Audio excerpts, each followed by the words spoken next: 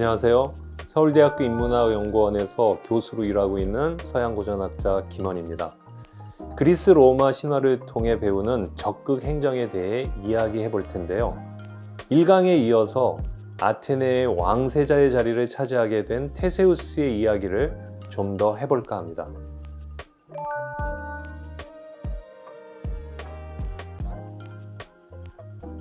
당시 그리스의 최강국은 크레타 섬의 왕국이었습니다. 그곳에는 아스테리온 왕을 이어서 새로운 왕을 뽑아야 했는데요. 제우스와 에우로페 사이에서 태어나서 아스테리온의 왕궁에서 자란 3명의 아들이 경쟁자로 나섰습니다. 세 왕자 중에 미노스는 포세이돈에게 바다에서 황소를 보내달라고 요청했죠. 이 놀라운 광경을 본다면 크레타 섬의 백성들은 미노스가 신이 보낸 왕이라고 믿게 될 것이라 생각했던 것입니다.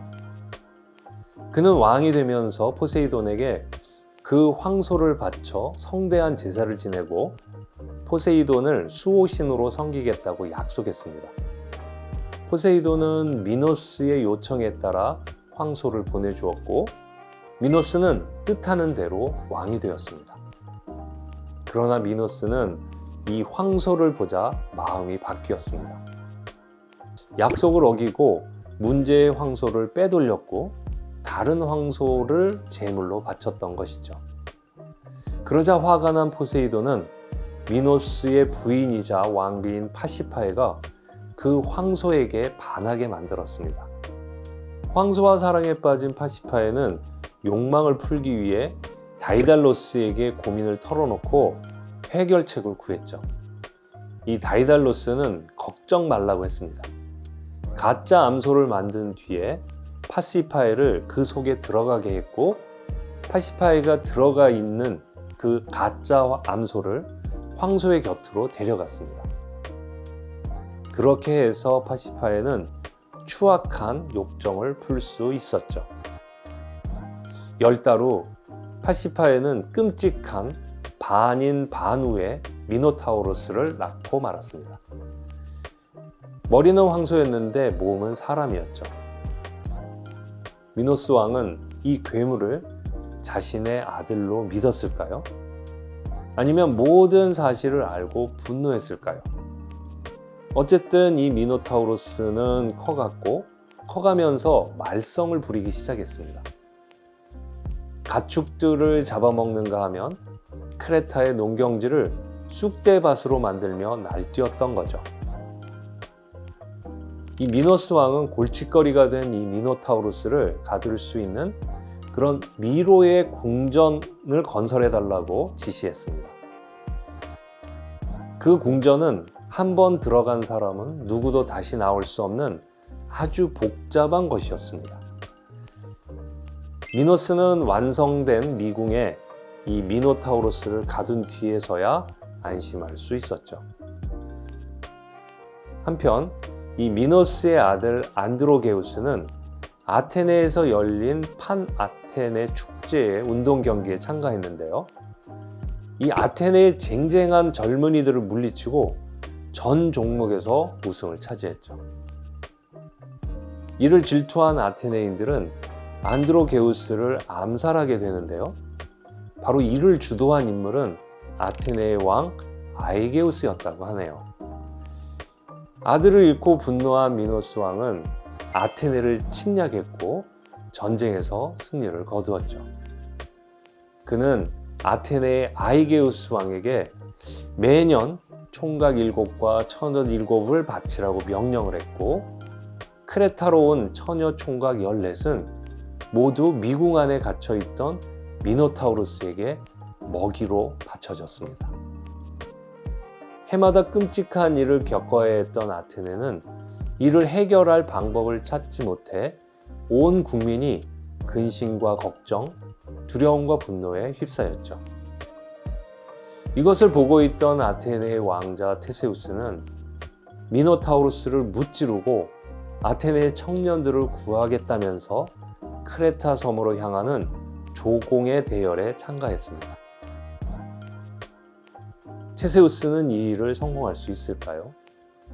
테세우스가 크레타의 미궁 안으로 들어가 미노타우로스와 싸워 이길 가능성은 높지 않았습니다. 설령 테세우스가 이 일에 성공을 거둔다고 해도 미궁에서 빠져나올 수 없으니까 그곳에 평생을 갇혀 지내야만 했겠죠? 살아 돌아올 성공의 가능성이 전혀 없는데도 테세우스는 왜 무모한 도전을 했을까요? 성공의 가능성이 전혀 없는 상황에서 결행한 테세우스의 도전은 어떤 가치가 있을까요? 그는 성공이냐 실패냐보다는 자신의 상황에서 도전해야만 한다는 사명에 충실한 그런 선택을 했던 것이겠죠. 이 경우에 테세우스에게는 도전 그 자체가 가치 있고 의미 있는 일이었던 것입니다. 크레타에 도착한 테세우스는 미노스에게 말했죠. 자신이 미노타우로스를 무찌르면 아테네의 청년들을 살려주고 다시는 이와 같은 무리한 요구를 아테네에 하지 않기로 할 것을 요구했던 것입니다. 미노스 왕은 테세우스의 패기에 놀랐지만 곧 비웃었죠. 그래, 네 말대로 해봐라. 하지만 네가 미노타우로스를 물리치지 못한다면 다른 청년들의 목숨은 모두 미노타우로스의 것이다. 그런데 이 대화를 듣고 있던 미노스 왕의 딸 아리아드네 공주는 테세우스에게 첫눈에 반했고 그와 결혼하고 싶었습니다. 고민하던 아리아드네는 다이달로스에게서 미궁을 탈출하는 방법을 알아내고 테세우스에게 청혼을 했죠. 제가 미궁에서 나오는 방법을 알려줄 테니 미노타우로스를 무찌르면 저를 아내로 삼아 아테네로 데려가 주세요. 아테네로 살아 돌아갈 가능성이 전혀 없는 상태에서 한 가닥 희망의 불빛이 비치는 순간이었습니다. 테세우스가 아리아드네와 약속을 하자 그녀는 그에게 실타래를 주었죠. 미궁으로 들어갈 때 입구에 실의 끝을 묶고 들어가면서 실타래를 풀고 미노타우로스를 무찌르고 난 다음에는 실타래를 감으면서 길을 찾으면 무사히 입구로 돌아올 수 있다고 한 것입니다. 성공의 가능성이 전혀 없는 상태에서 오로지 왕자로서의 직분과 사명감만으로 도전한 테세우스는 이렇게 희망의 가능성을 보았던 겁니다. 마침내 미궁으로 들어간 테세우스는 사투 끝에 미노타우로스를 무찌릅니다. 그리고 침착하게 아리아드네가 가르쳐준 대로 실타래를 되감으면서 미궁을 빠져나올 수 있었죠. 약속대로 아리아드네를 데리고 테세우스는 동료들과 함께 크레타 섬을 무사히 빠져나올 수 있었습니다. 성공 가능성이 0% 같았던 도전은 실패를 두려워하지 않고 자기 몫을 다하겠다는 테세우스의 아름다운 결심과 고귀한 희생정신에 답하기라도 하듯 기적적인 성공으로 끝났습니다. 가는 도중에 아리아드네를 포기해야 했고 아버지의 죽음을 맞이하긴 했지만 테세우스가 아테네에 도착하는 순간 아테네의 모든 사람들은 테세우스의 성공에 환호하고 그가 왕자에 오르는 것을 진심으로 축하했죠. 아테네의 영웅으로서 우뚝 솟는 그런 순간이었습니다.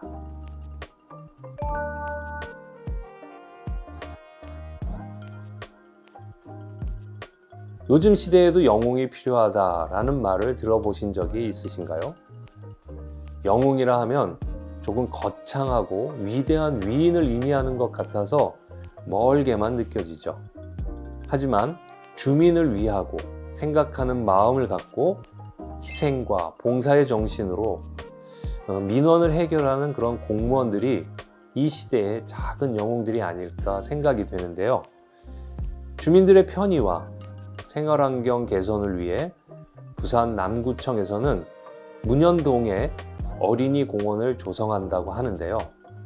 1974년 어린이 공원을 조성하고자 결정했던 부지에 무허가 건축물들이 들어서면서 주거 환경이 타 지역에 비해 낙후되고 휴식 공간이 턱없이 부족했던 것이 문제가 됐는데요.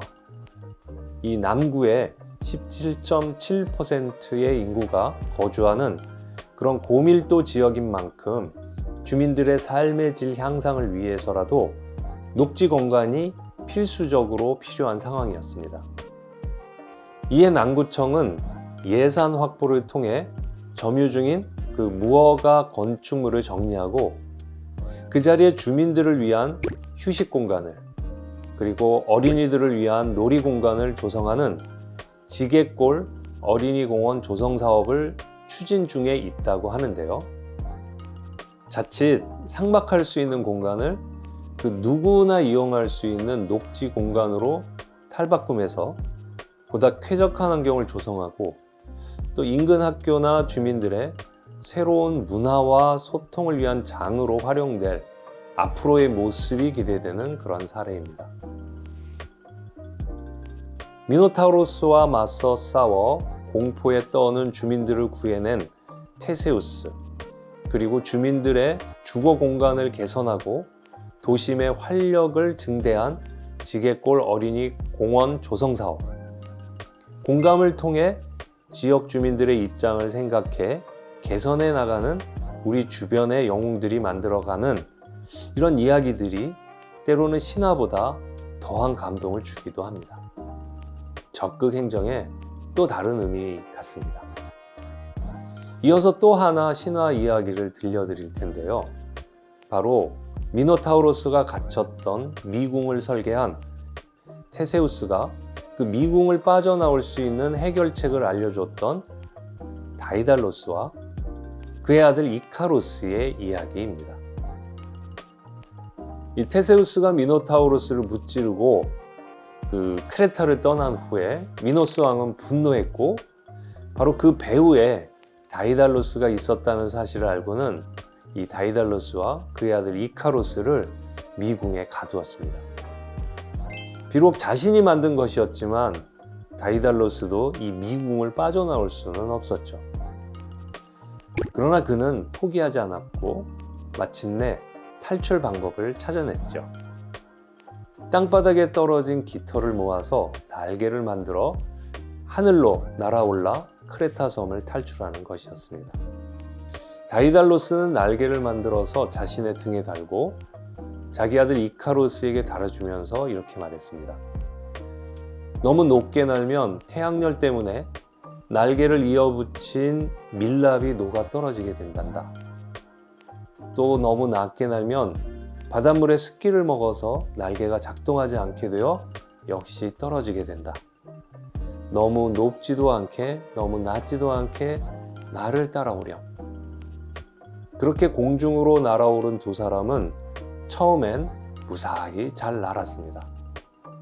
그러나 적절한 높이를 지키던 다이달로스와는 달리 뒤따라오던 이카로스는 그것보다 더 높게 또 어떨 때는 더 낮게 날면서 비행의 짜릿함을 즐겼죠.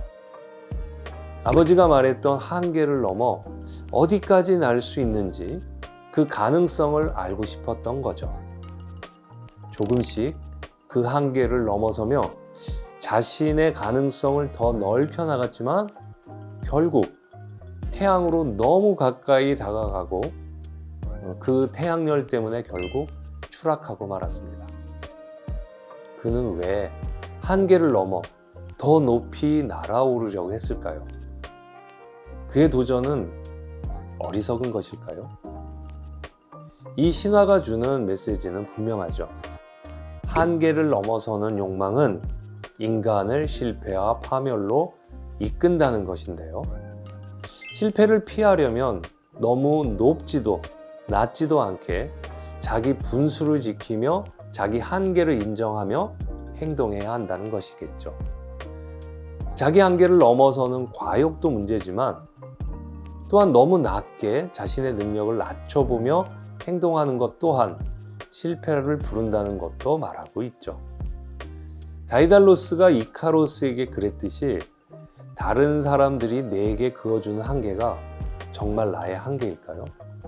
전통과 어른들, 선생님들과 선배님들의 충고, 그리고 가르침, 그리고 부모님들의 지도, 이건 분명 존중받아야만 합니다. 그대로 지킨다면 성공의 가능성을 높일 수 있을 거죠. 그러나 어쩌면 그 한계는 나의 한계가 아닐 수도 있습니다. 나는 그것보다 훨씬 더 높게 올라갈 수 있는 그런 능력과 잠재력을 가지고 있을지도 모르니까요. 그 한계를 알기 위해서는 반드시 도전해 봐야만 합니다. 그 도전이 실패할 수도 있지만 실패를 두려워한다면 나는 나의 한계와 잠재력 그리고 가능성을 정확하게 알 수가 없는 것이죠. 이처럼 안정만을 선택하고 행동하기보다는 때로는 과감하게, 때로는 부족하게 실행하는 것 또한 적극 행정에 필요한 자세일 텐데요. 지금 소개해드릴 사례는 만약 기존의 공법만을 고수한다면 근본적으로 변화되는 건 하나도 없고 일시적으로 해소되는 것 같지만 그 다음엔 또다시 반복되는 문제가 발생해서 새로운 방식을 도입한 그런 사례인데요. 바로 야간, 빗길, 시인성 개선을 위해 새로운 공법을 도입한 차선 도색입니다.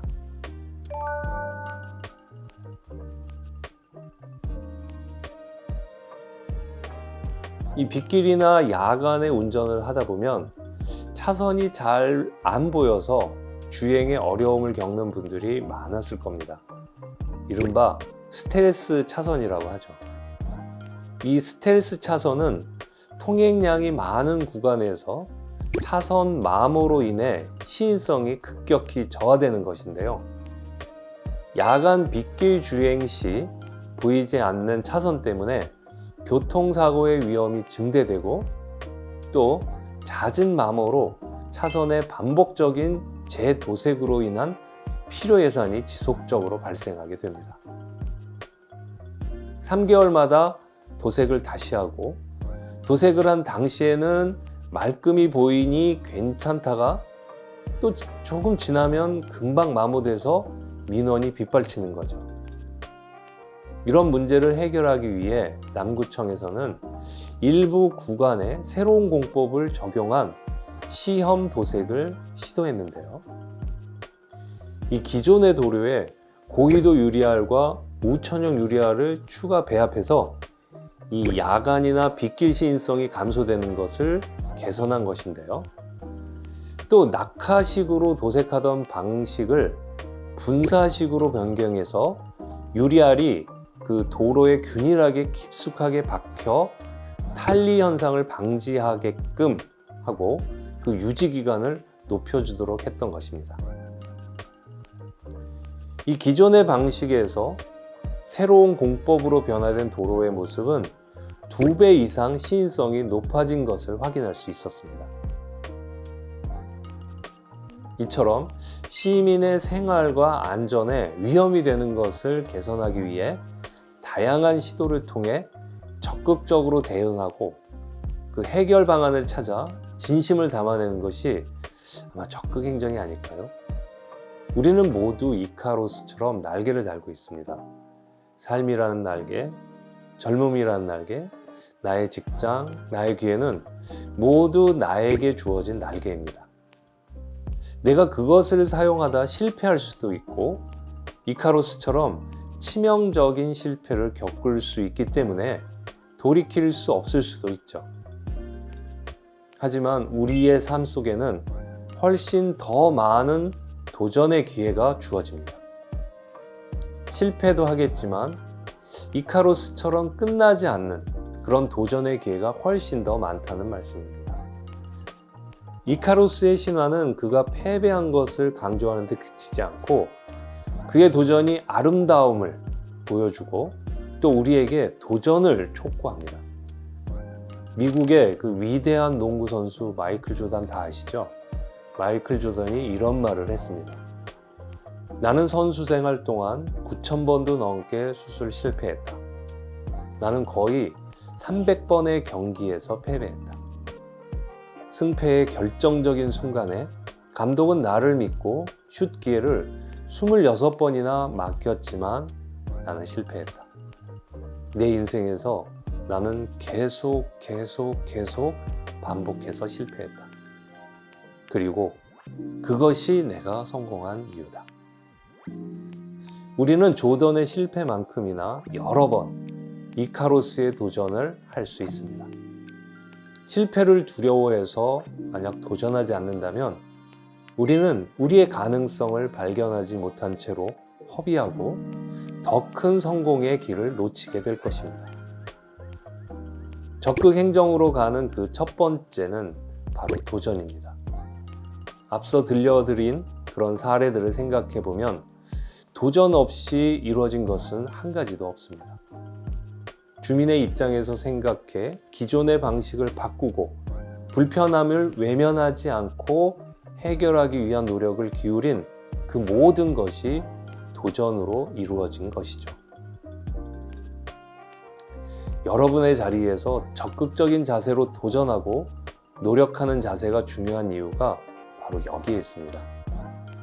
위대하고 거창한 것을 꿈꾸기보다는 지금 당장 나에게 주어진 역할에서 한 발짝 더 나서는 것, 그것이 여러분을 변화의 궤도 위에 올려놓을 것입니다.